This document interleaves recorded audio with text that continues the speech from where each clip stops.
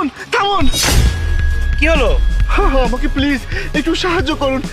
আমার ছেলে অনেক অসুস্থ, ওর পেটে অনেক ব্যথা, রাস্তার পাশে শুয়ে অনেক কষ্ট পাচ্ছে। আচ্ছা, আপনি আপনার বাচ্চাকে নিয়ে আসুন, আমি সামনে হাসপাতালে নামিয়ে দিচ্ছি।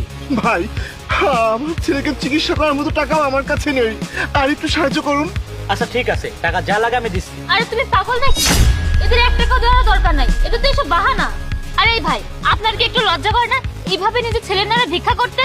সুস্থ সবল মানুষ আছেন, পরিশ্রম করে তো ইনকাম করতে পারেন, তাহলে এসব কি? না না বোন, আমার ছেলে সত্যি অসুস্থ, ওর পেটে অনেক ব্যথা, পেটের ব্যথায় হয়তো আমার ছেলেটা মারা যাবে। দেখুন ভাইয়া, এসব নাটক না বন্ধ করুন।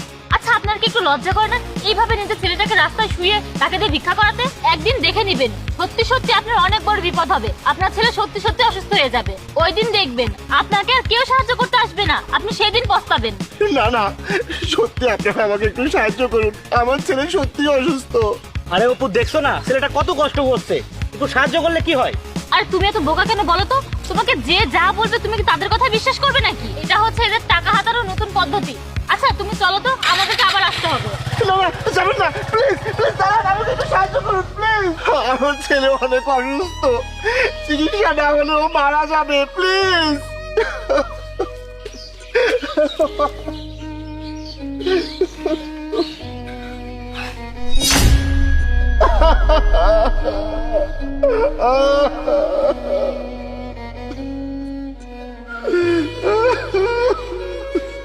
অপু, আমাদের উচিত ছিল ওকে সাহায্য করার। আরে তুমি বুঝছো না কেন? এটা তো ওদের শুধু বাহানা মাত্র, ওর টাকার জন্য সব ধরনের বাহানা করতে পারে। তুমি জানো কখনো ওদের মা বাবা অসুস্থ হয়, কখনো ওদের ছেলে মেয়ে অসুস্থ হয়, কখনো নিজে হারিয়ে যায় বা কখনো ওদের বাচ্চা হারিয়ে যায়, সবকিছু এদের নতুন ধান্দা। জানি না, তাও কেন জানি মনে হচ্ছিল উনি সত্যিই বলছিল। তুমি তোমার মন দিয়ে কাজ চালানো বাদ দিয়ে এবার একটু মাথা দিয়ে কাজ চালাও। তুহিন দেখো, ওই লোকটা এখন এখানে দাঁড়িয়ে মানুষের কাছে টাকা চেয়ে বেড়াচ্ছে।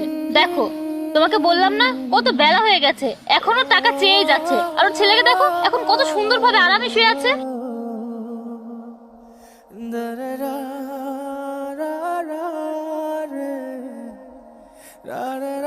আরে ভাই, সকাল থেকে সন্ধ্যা হয়ে গেল, তাও আপনি এখনো ভিক্ষা করে যাচ্ছেন?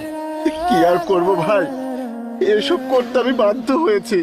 কেন, কি এমন বাধ্যতা? আর এখন তো আপনার ছেলেও সুস্থ হয়ে গিয়েছে, ও তো আরামে শুয়ে আছে, ওকে তো এখন হাসপাতালে নিয়ে যেতে হবে না? তাহলে হ্যাঁ, এখন আর ওকে হাসপাতালে নিয়ে যেতে হবে না। তাহলে সকালে ভিক্ষা করছিলাম ওকে হাসপাতালে নিয়ে যাওয়ার জন্য, আর এখন তো ভিক্ষা করছি ওর দাফন কাফনের ব্যবস্থা করার জন্য।